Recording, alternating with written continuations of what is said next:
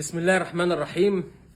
النهارده هنتكلم عن ماتش الاهلي وباتشوكا، مباراه تاريخيه للنادي الاهلي. المباراه دي تخلي النادي الاهلي يوصل نهائي كاس الانتر كونتيننتال امام ريال مدريد بطل اوروبا، وتخلي النادي الاهلي لو ان شاء الله الاهلي كسب باتشوكا يكسب 4 مليون دولار. 4 مليون دولار يعني حوالي 205 210 مليون جنيه مصري، رقم كبير جدا. وكمان هيبقى فيه مكافآت اخرى لما الاهلي ان شاء الله يلاعب ريال مدريد في نهائي كاس الانتر كونتيننتال. فمباراه ليها مكاسب كبيره جدا، وكل العالم طبعا لو الاهلي كسب باتشوكا هيتابع المباراه الاخيره مع ريال مدريد، وحاجه هتبقى تحفه يعني. فنتمنى النادي الاهلي ان شاء الله يعني يكسب مباراه باتشوكا، بس طبعا عشان يكسب باتشوكا الموضوع مش سهل. فريق باتشوكا شفناه الماتش اللي فات مع بوتافوجو البرازيلي بطل امريكا الجنوبيه، باتشوكا كسب 3-0 في مباراه غير متوقعه.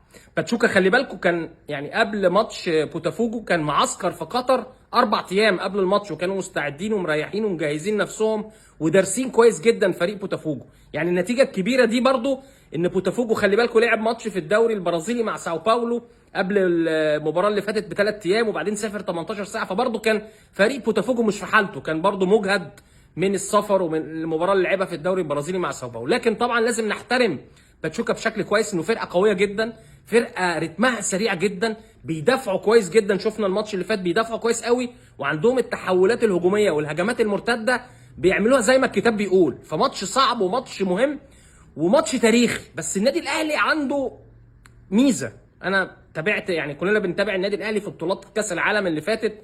الاهلي بيعرف يتحول من ادائه في الدوري وادائه في افريقيا الى الاداء بشكل مختلف تماما في كاس العالم.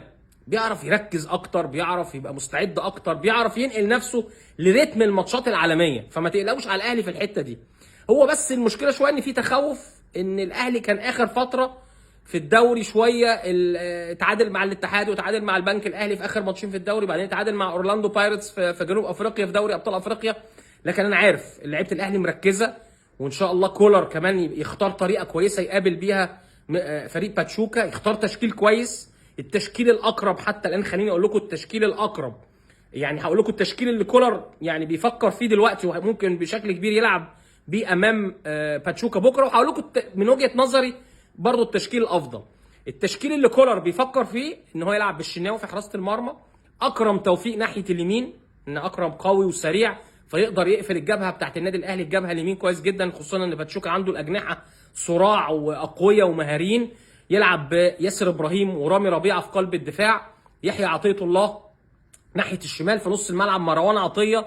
وكان المفروض اكرم، انا كنت بفضل ان اكرم يلعب في نص الملعب، لكن اكرم حتى الان كولر بيقول يعني ان هو هيلعبه ناحيه اليمين، فهيحط احمد نبيل كوكا جنب مروان عطيه، وقدامهم امام عاشور. والثلاثي الامامي يعني مفيش خلاف عليه، طاهر محمد طاهر، حسين الشحات، وسام ابو علي. الثلاثي ده رائع مع امام عاشور في نص الملعب. بس اهم حاجه ان شاء الله اللعيبه تبقى في مستواها. الواضح ان كولر هيلعب جيم مش مفتوح، ان السرعات فريق باتشوكا عاليه جدا، فهيقفل الجيم كويس قوي ويدافع كويس جدا، ويلعب برضو على مهاره وسرعات حسين الشحات وقوه امام عاشور مع طاهر محمد طاهر وسام ابو علي. ومش هيبقى فيه تقدم كتير للباكين اللي على الاطراف في النادي الاهلي في بدايه الماتش. هيبقى فيه شويه يعني ايه تحفظ كده لغايه ما نشوف فريق باتشوكا في الملعب ووضعه مع النادي الاهلي في بدايه المباراه. لكن ان شاء الله باذن الله توقعاتي ان الاهلي باذن الله هيكسب باتشوكا وبفرق هدف 1-0 بقى 2-1 3-2. ان شاء الله النادي الاهلي يكسب فرق هدف، وعندي ثقه كبيره جدا في لعيبه النادي الاهلي ان ده يا جماعه. يعني انا في ساعات ايه الناس تزعل تقول لك يا عم كريم انت زملكاوي وتشجع. يا عم اي نادي بيلعب باسم مصر او باسمه هو كنادي مصري في بطوله كبيره زي كاس عالم ولا انتر كونتيننتال ولا في بطوله افريقيا هنشجعه. فاحنا بساند النادي الاهلي بكره، وكلنا هنشجع النادي الاهلي ان شاء الله ان هو يتخطى فريق باتشوكا. وكمان عندي ثقه كبيره في لعيبه الاهلي ان هم مركزين بشكل كبير جدا. المباراه دي بالنسبه لهم تاريخيه، تاريخيه اللي انت تتاهل لنهائي الانتر كونتيننتال وتلاعب ريال مدريد. العالم كله هيتابع المباراه دي. كمان في الاهلي عنده ميزه حلوه قوي، ان الجمهور كله ان شاء الله الملعب كله هيبقى كأنه النادي الاهلي، كأنه بيلعب في مصر. كل الجماهير المصريه وجماهير الاهلي راح يعني في قطر دلوقتي بتستعد لمباراه بكره، فهتلاقي 80 او 90% من الملعب مشجعين النادي الاهلي اكنه بيلعب في مصر. فدي حاجه مميزه جدا جدا ان شاء الله يقدر يستفيد بيها النادي الاهلي. واكيد لعيبه النادي الاهلي مركزه بشكل كويس جدا، كولر مركز بشكل كويس جدا، ان ده هيبقى انجاز تاريخي كبير جدا جدا للاهلي وللكره المصريه ان شاء الله. بس طبعا ما تفتكروش ان ماتش باتشوكا سهل، زي ما شرحت لكم كده من شويه. فريق باتشوكا فريق محترم جدا وقوي جدا، واظهر الكلام ده قدام بطل امريكا الجنوبيه فريق بوتافوجو البرازيلي. الخبر الثاني اللي عايز اقوله على الاهلي برضه هو خبر حلو، يعني هيفرح الاهلاويه، ان كابتن محمد رمضان بعد بطوله الانتر كونتيننتال هيتوجه الى تركيا. هيتوجه الى تركيا لسببين. انتوا عارفين النادي الاهلي هيلعب كاس عالم للانديه في شهر 6 في 2025، فالاهلي بيعمل فرقه قويه جدا وعايز يتعاقد مع نجوم عالميين خلال الفتره القادمه.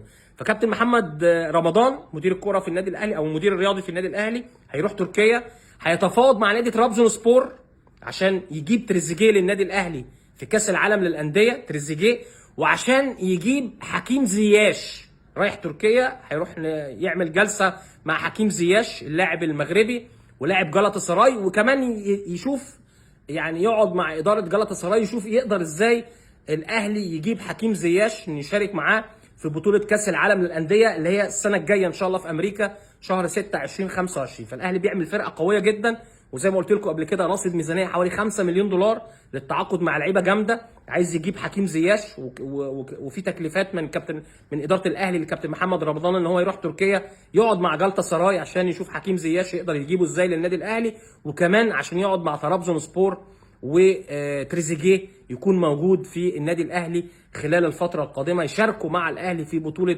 كاس العالم للانديه ان شاء الله اللي هي هتقام بقى في امريكا في شهر 6 2025. كمان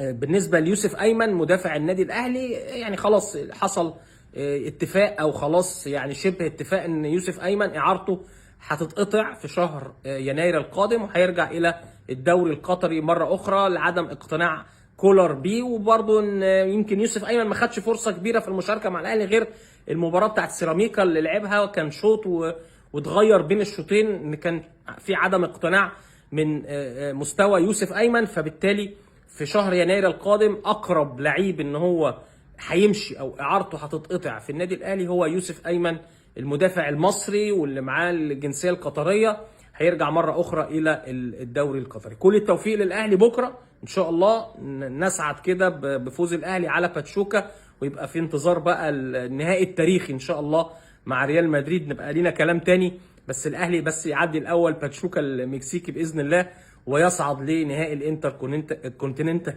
بكل التوفيق للنادي الاهلي باذن الله.